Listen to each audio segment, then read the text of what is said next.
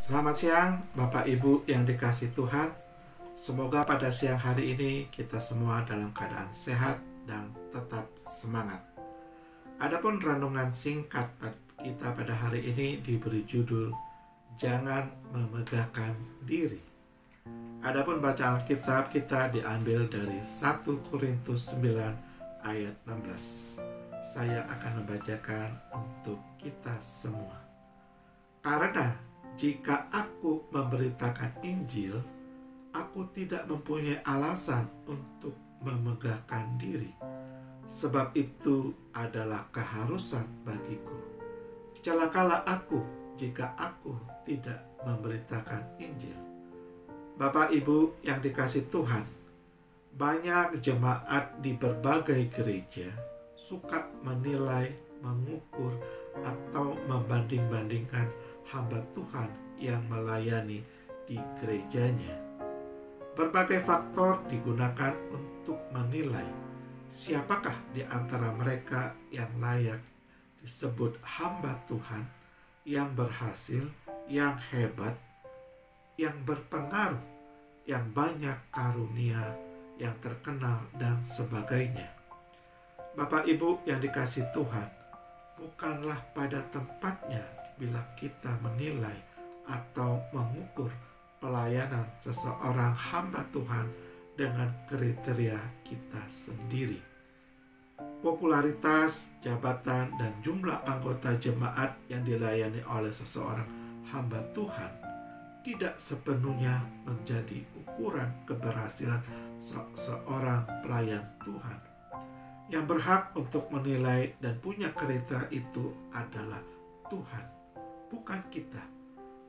Karena hari Tuhan akan menyatakan, sebab Ia akan nampak dengan api, dan bagaimana pekerjaan masing-masing orang akan diuji.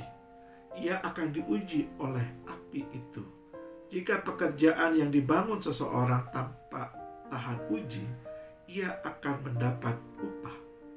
Bapak Ibu yang dikasihi Tuhan, ada satu hal yang dikatakan Paulus yang harus diperhatikan oleh hamba Tuhan agar pelayanannya dapat berkenan di hadapan Tuhan. Kata hamba secara harfiah berarti orang yang dibawa perintah, tingkatan para budak yang paling rendah atau hina.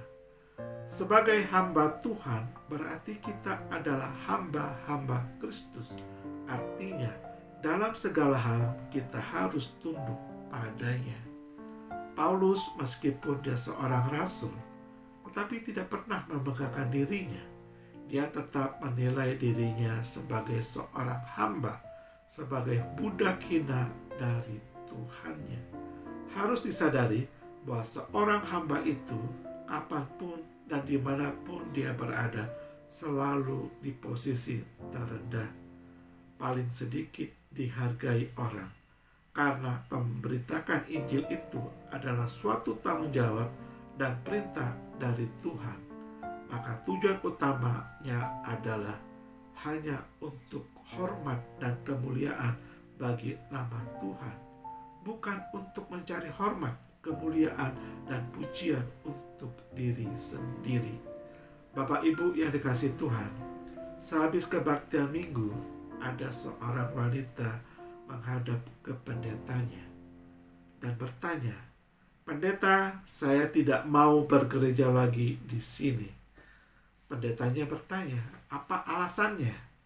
Wanita itu menjawab, "Saya lihat di gereja ini perempuannya suka bergosip, laki-lakinya munafik, seksi kebaktiannya, cara hidupnya gak benar. Orang-orang hanya melihat HP-nya ketika ibadah.